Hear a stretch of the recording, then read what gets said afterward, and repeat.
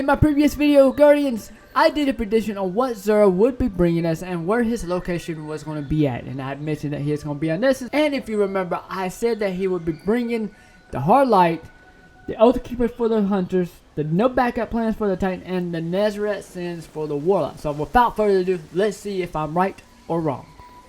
Let's take a look at all the really cool exotics that Xur has brought to us this weekend. The very first thing I'll point out to you is the exotic Engram for 97 legendary shards. And if you want to take your Russian roulette and trying to get something that you don't have, I would recommend picking this up. And after you go spend your first 97 legendary shards, it will go to an exotic cipher that you would have to have next round.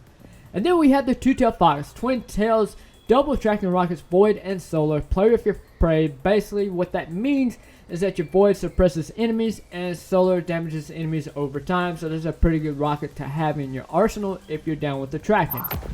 The next thing we have the Shards of Galleon, Gauntlets for the Hunter class. And the high stat roll for this is going to be the Resilience plus 21, giving you a total of a 63.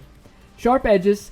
Get super energy for Blade Barrage, hits, and kills. So that is really good to have if you're down with the Blade Barrage as far as the Hunters are concerned. So if you're looking to get that, you're looking at 23 legendary shards.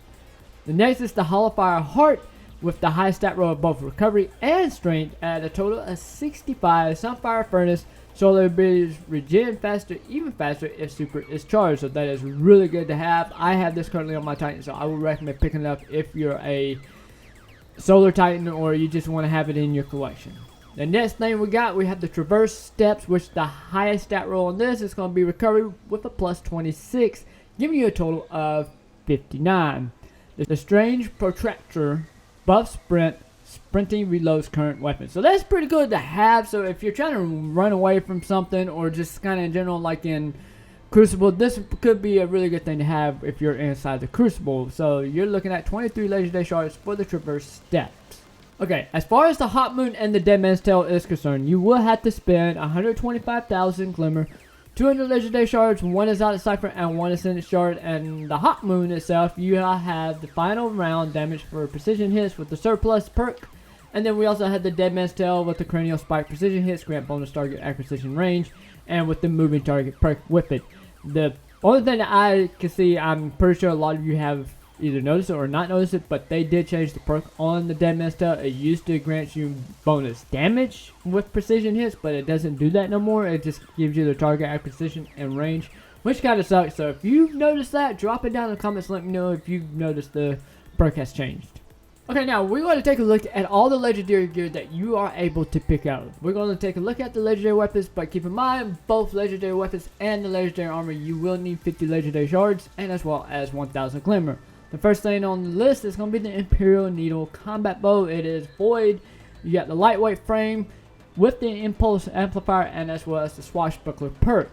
And then after that, we got the Warrior Chase Scout Rifle, which it has the Precision Frame, Grave Robber, and Quick Draw. And then we have the Ignimus Draw Sidearm with the Precision Frame, Triple Tap, and Demolitionist.